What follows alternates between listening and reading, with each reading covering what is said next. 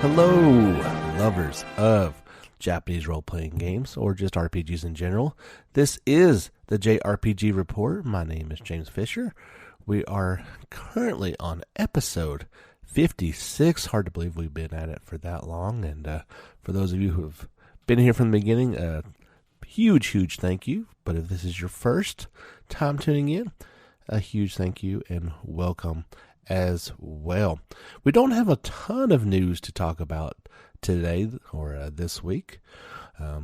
We are trying to make this a weekly thing. Weeks like this make it a little more difficult where there's not a lot of news to talk about, but I think I got something we can kind of chat about for a bit at the end. First and foremost, Legend of Heroes Trails of Cold Steel is phenomenal, and hopefully you are enjoying it as well right now. I'm currently up to Chapter 3. My group just got to the Nord Highlands, and getting to explore that wilderness on horseback is always really cool. If you're on the fence about this game and want to see it firsthand, I have live streamed from moment one. Every night that I've gotten a chance to, you can check out the JRPG Report YouTube page and see all the previous live streams. I kind of break it down by chapter and what event was going on at the time, so you can easily access something you want to check out. And it's not just all fighting, it's not all story. People compare it to Persona with the school and the day setting, but Persona is an everyday experience, for a few months. This skips around a lot. You've got a free day, once every month. You've got a field day for a trip somewhere once every month. And by and large, that's really the big events for the month. It's not like, okay, it's Tuesday and I got to go do these tasks and do I want to go to the dungeon or not. It has that. It is very much, you know what day and what day of the month it is, but it is not a daily grind by any stretch. So if maybe you were put off by that aspect of the Persona series, you don't have to worry about that with this title. It is, there are certainly segments where you're not doing any fighting, but if you play for more than an hour, you're definitely going to be doing some dungeon crawling. Or in this case, you get to finally get an open world type experience to explore and go and do what you would like. But yeah, check that out if you're curious about it. I stream about every night, so if you want to check out the live stream, just head on over to YouTube, or if you want to send me a personal message, I'd be more than happy to. Well, I guess I could tell you guys, it's the last remaining is my PSN ID. If you want to add me, and you'll see when I'm streaming and stuff, and check it out. That'd be cool as well. Thanks to my buddies Chris and Dalton and Hans and anybody else who's checked out the live stream in the past. We do appreciate that as well. So let's get to the few stories that we do have. This one actually dropped either last night or today. And for PlayStation owners, you've probably been asking, well, at least some of you have been asking for this, pretty much since PlayStation Network started. Maybe you created a name that you didn't like and were never able to change that. Well, that has finally happened. And you can go to your settings, account management, information, profile, online ID, and you can enter an online ID of your choice or choose from suggestions if you don't have one figured out. Then follow the on-screen prompts to change that. You can also change that through your web browser if you would like to do that as well. Now, keep in mind, this only works on the web or on PS4. You are not going to be able to change your ID via PS3 or Vita.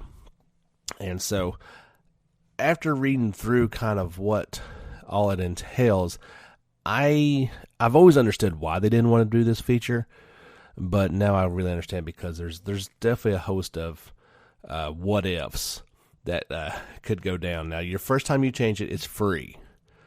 After that, if you want to change it again, it's $10. If you're a PlayStation Plus member, it's just $5 for each change thereafter. So if you're thinking about changing, think long and hard, because you just get one time for free. Your friends, all the people you've made connections with, your online ID display will show next to your new ID for 30 days. It'll make it easier your friends to notice your ID change, and they'll need to notice that, hey, this guy I've been friends with for years now has a different name. I'm guessing a lot of people may be changing, so this won't be that unusual. There's no amount of, you can change as many times as you want. If you're willing to pay it, you can go back to your old ID. Reverting is free. Nobody's going to go get your old ID. It is still reserved for you. The one thing I definitely noticed was, now, it may run into some problems with games published on or before April 1st of 2018. It seems like this is all they can pretty much guarantee that games will work with. There may be some issues, let's say potential issues with a small number of games. You may lose progress within your games, including save data, leaderboard data, and progress during trophies. Parts of your game and applications may not function properly, both online and off. You could lose access to content, including paid DLC, because all this is tied into your PSN ID. So there is a website that you can check the list of tested games that they know that this is going to be okay with. But basically, if you change your name, you could have issues. Just keep that in mind. They're clearly saying that there could be issues, and I guess that's probably why they were so hesitant to really roll this out. But feel free to do it. Just like anything else, there could be some unintended consequences for you. And I don't think I'm going to change mine. I've had it for long enough. I kind of like it. And that's there's no spaces in that, by the way. The last remaining. If you guys want to add me on PS4. Our next story, just a quick blurb that God Eater 3 is updating to version 1.3. You'll be getting some cool new features with that. Gamers for Xbox One and Switch, you can finally enjoy Final Fantasy X and X-2 in HD. It is going to hit the shelves on April the 16th. There's a new trailer called Titus and Yuna, if you want to check that out. Of course, this collection first launched, believe it or not, back in on PS3 and Vita in December of 2013. So 6 years, almost 5.5 years later, coming to Switch and Xbox One. PS4 got it in May 2015, PC in May 2016. And I own I own all those I own the PS3, I own the Vita version, I own the PS4 version, and I may actually pick up the Switch version. I think that's a really great title for that system. It's a great one to play on the go, and it looks really, really nice on that small screen in particular. So if you haven't already, and definitely want to check out, in particular, Final Fantasy X. There's no doubt that was one of their maybe last great Final Fantasies. We may talk about that a bit later too. Octopath Traveler was recently rated for PC in Korea. So it certainly sounds like PC is going to be getting a port of the original Octopath Traveler. Was originally, of course, released for the Switch worldwide July 2018. We recently got a word of a smartphone prequel called Octopath Traveler Champions of the Continent. That one's currently in development. So if you've been kind of waiting out on this one, you're going to be able to get on PC here sometime soon. They don't rate these things unless it's going to happen. There's no timetable as to when they might happen. Perhaps later on this year. That's certainly a game that I want to play, and I'm kind of hoping it might come down in price, may catch it on sale sometime, and fire it up for the Switch. But if you've been waiting, looks like you just have to wait a little bit longer, and it will come to your PC eventually. This is first kind of inclination of a new game. It is called Project Eve. It is a single-player action RPG by a new Korean studio called Shift Up. Not a whole lot is known about it. It's being built as a semi-open action game inspired by Nier Automata and God of War. Those are some pretty high bars to go up to. The game's story revolves around humanity fighting to reclaim Earth from an alien invader. Project Eve is being developed for PC, PS4, Xbox One, and no date has been given as of yet. The graphics on this thing are stunning, to say the least. It definitely looks like a next gen. Of course, these are kind of just images, but they look really cool, and this is one I want to keep an eye on. Well, we'll just have to wait and see about that one. I mentioned that Final Fantasy X-10-2 coming out on the 16th. Don't forget the Switch is getting Dragon's Dogma Dark Arisen on April the 23rd. Zodiac Age Final Fantasy XII will drop on April 30th for Xbox One and Switch. And that does it for April. Next big one I'm looking forward to, Atelier Lulula, the Sign of Arlen, on May the 21st. Right about that time for Legend of Heroes Trails of Cold Steel 2 as well. I thought that was the 16th. I'll have to check that one out. So one final story I want to kind of talk about. We haven't talked about it before, but we'll kind of go into a little more detail, and that is Hideo Baba leaving Studio Astoria and Square Enix officially. His current plans for the future are unknown. He left Studio back at the end of December 2018, and he left Square Enix at the end of March 2019. Of course, Baba was most famously worked on the Tales of series back at Bandai Namco. He left and joined Square in October of 2016. Became president of Studio Asatola in February 2017. They were working on that project Prelude Rune, confirmed back in September to be a PS4 title. So they had an interesting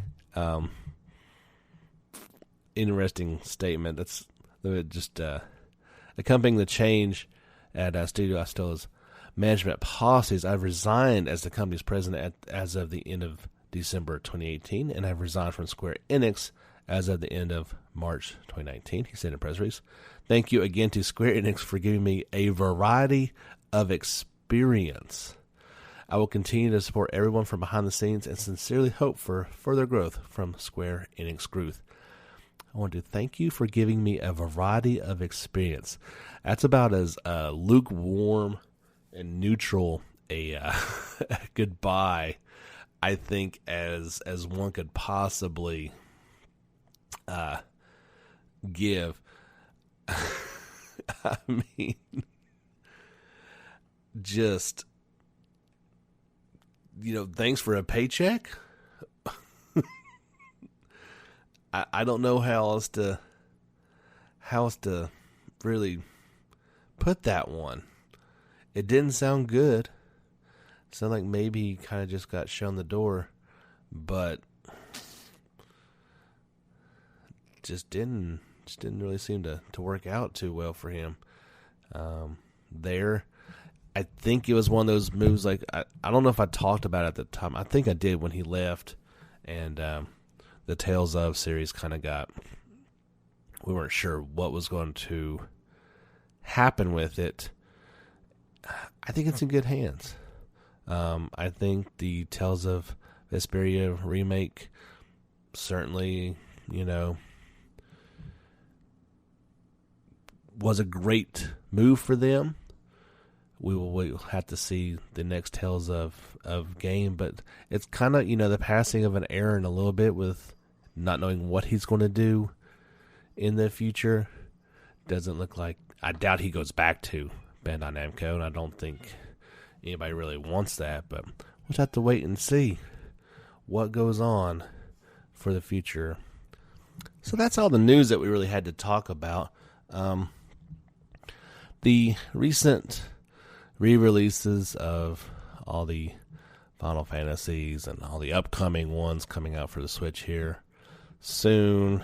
The remake of 7, Tales of Vesperia remastered, has kind of gotten my brain thinking about just kind of these remakes and remasters in general, and kind of going back in my mind like, okay, we've gotten all these HD remakes. I mean, they started flooding in on the PS3, and they have continued and kind of evolved. So I want to just talk about that for just a minute. I'm not sure how you guys feel about it. In general, I'm in favor of this, but I want to kind of talk about where we need to go from here on with these things. If anybody cares, I don't know, but give us something to kind of chat about since we're a little light this week. Obviously, I loved Tales of Vesperia. I was probably one of the few people that didn't get to play it, as a Tales of fan, but not getting to play it. The first time it came around, it was just absolutely perfect that they came back out with this title, made it look perfect, but didn't change the game. Like, just add all the DLC to it, make it in its top form, and re-release it. Same thing with Legend of Heroes: Trails of Cold Steel, and then upcoming Part 2. Just give us a DLC, add the voices to it, put a turbo mode in there so I can run around and do things even quicker, but don't change anything about what made that game great to begin with. Point in case in my mind, and I didn't actually play it, was what they did with Secret of Mana. So maybe my opinion is a little mute because I didn't play it, but they changed enough about it to make me not want to play it. And then all the negative press about it. So in my mind, that's kind of what you don't need to do if you're going to that's a remake in my mind. A remaster is purely just put a fresh coat of paint on it, make it look all spiffy, and then bring it back out for people who either were too young to play it the first time when they came out, or want to play it again. So in my mind, again, we'll have to wait and see what they do with Final Fantasy VII Remake. It's not the game I'm looking forward to. They look like they've changed it way too much. I don't think they're going as far over the top as they did with 15, but unless something has changed again, it looks like an action game. And that's not what I want. I want you to take the game that came out in 1997 and make it using today's hardware. That doesn't mean changing anything. Yeah, if something was broken, you should probably change it. Look at the Zodiac Age. We got the definitive version of that game. It's a better game, but it's still the same game. Make it an absolutely beautiful experience that we couldn't experience back then. We still had to use our imagination a little bit. We we wanted to see Cloud and Barrett not in blocky form. We wanted to see them fleshed out and look as good as they did in Advent Children, but make it a game, right? So I think that's what they need to do. Now, here's where I'm going to draw kind of the generational line at. From PS1 to PS2, that's the break, okay? So if your game came out PS2, GameCube, Xbox, I was going to say Xbox One, but the original Xbox, that generation onward, you can make those games into HD beautiful games. We've seen it with Final Fantasy X. We've seen it with a bunch of games. I mean, look at the Jak and Daxter series, Ratchet and Clank. There's a ton of PS2 games that have had HD remasters. And look phenomenal. I mean, even look at a game like The Last of Us from PS3 to PS4. That took a huge leap and made it look just really, really nice. But then you've got from PS1 back. These games cannot be HD remastered in my mind. They need to be kind of built from the ground up, but made new again. And that's the games I'm looking forward to. I think we've had our fill. There's a few of them, and we'll go through the list here of these PS2 generation ons that need, in my mind, need a HD remaster, a collection, so to speak. But what I want to really see, and I think this is the perfect job for, like, you know, at Square Enix, these younger kids trying to make their break. Well, why not put a team of 10 hungry young developers, fresh out of school, who probably grew up playing, Final Fantasy VII, and say, okay, take the game that you love, use this technology today, and make that game again. Show us what you can do. Would we not love that? Is that not what we want? I know it's what I want. And it gives these kids who are, probably just getting coffee or doing some drudge work for some senior developer, producer, give them some wings and give something to build their resume with, give them some experience, and build something that would probably not cost a ton of money to do, but I think would sell extremely well and give the fans what they want. It wouldn't appear as a cash grab because you're making a new game in essence. But, let's think about some PS1 games in particular. Just off the top of my list, we're just talking about JRPGs. We could open Pandora's box and make every great a game from these past generations. But just the ones, I was thinking about, what if you got Suikoden 1 and Suikoden 2? Okay, 1, I think it was a very good game. Obviously, 2 is perhaps the pinnacle of the series. But, okay, so let's say Suikoden 2. Remade, same battle system, same story, same world, but looks like a beautiful PS4 game. You tell me you wouldn't just play it to death? You'd finally be able to re-experience that story, that phenomenal story, but have it in a beautiful presentation? I would jump all over that in a heartbeat. The early Grandia games, 1 and 2.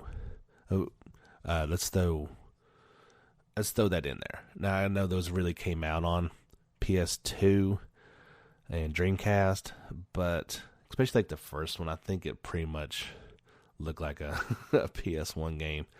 So they weren't much more than that, let's put it that way.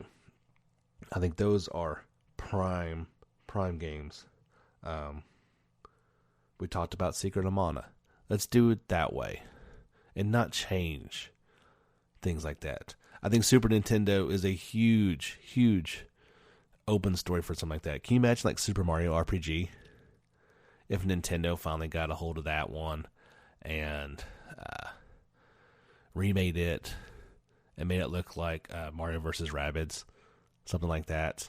I mean, how great would that be? A game I would love to play again, the original Parasite Eve.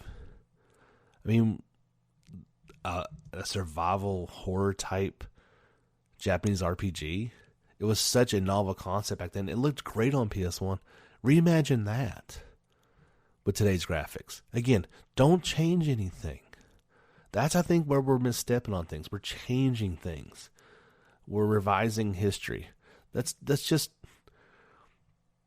look back at it as if they were creating a game today, but made that game today. Not trying to make it better in terms of, oh, well, we really don't do things that way anymore, or people wouldn't talk like that, or that's part of what made the game so great. Don't change it. Just recreate it. Look at what they did with Resident Evil 2. Another game on my huge list of games to play. They added a few little things to it, but they didn't change anything. They had the formula with Resident Evil 4. And they went back and made it gorgeous. And made it scary again. And made you want to play it all over again, even though you've probably played it several times. That's kind of what I'm talking about. A game like Legend of the Gaia, which got a god-awful sequel, and then it killed the franchise. I mean, what a great battle system that was. Can you imagine that one today? I mean, are we going to, go back? Chrono Trigger. Why not? Final Fantasy VI. There's rumors of that Final Fantasy VI remake in the works. And I'm scared to death they're going to butcher, between that or Chrono Trigger, my favorite games of all time. But it could also be done perfectly well if they just keep it and make it pretty. So let's turn on to the flip side. There are a few PS2 era games that I've not seen rumors of or anything that I think would make great just remasters. Give it the Final Fantasy X treatment. What if we got the Xenosaga 3 games? Remember there was supposed to be 6? And they cut down to 3. I mean, how pretty would that be? Those were really pretty looking PS2 games to begin with. Now, I know Nintendo probably owns that now, but why couldn't they go back and do it? And say, okay, we own it. Here's your Switch Xenosaga trilogy. I'd buy that in a heartbeat. I love those games. Even part 2. Oh, no, don't me forget Xenogears would make also a perfect remake. But I guess Nintendo has that one as well. I'm a big fan of the Dark Cloud series. I thought those games were really well done.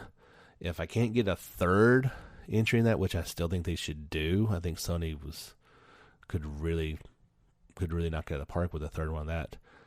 Imagine if we got, part 1 and part 2 HD remaster. And these don't have to be physical releases either. Cut down on your costs and make these digital only. I'll be okay with that. And I'm Mr. Physical Copy on games. Along the same lines, Level 5, Rogue Galaxy. That's a game that demands a sequel. We'll probably never get it. But how about an HD remaster? Now we got it. I guess we got that. Yeah, we got that. Okay. Forgive me. So just give me a sequel to that one. Definitely give me a sequel. I'm a huge fan of the Shadow Hearts series. I think that's a genre in general that needs to be brought back. But why not an HD trilogy of that? Make those games just shine and bring them back. And I mean, the list goes on and on. One of the key ones that I think fans have been screaming for a sequel of forever would be Skies of Arcadia. such a unique game, beloved, why not bring in, at the very least, an HD remaster of that back out? Clean it up, get rid of those jaggies, bring back our giant airship fights. We talked about Suikoden 1 and 2. Why not have the PS2 trilogy of 3, 4, and 5? Bring those back out. So, I think a lot of people would say that they're tired of all these ones and why not give us new games, but we can have it both ways. And I think when you're talking about games with great stories, great characters, those are the games that need to come back and be HD remastered, because those stand the test of time. You clean up the graphics a little bit, and you're going to have games that I think would sell very, very well. I'm sure there's more that I haven't just thought of off the top of my head, or that have already been done. But let me know what you guys think. Head over to the Facebook page, JRPG Report, and let me know your thoughts about this topic, or remakes and remasters in general.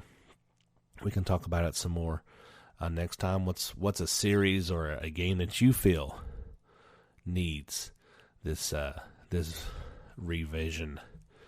And do you agree with me? Do you think that we should be doing this anyway?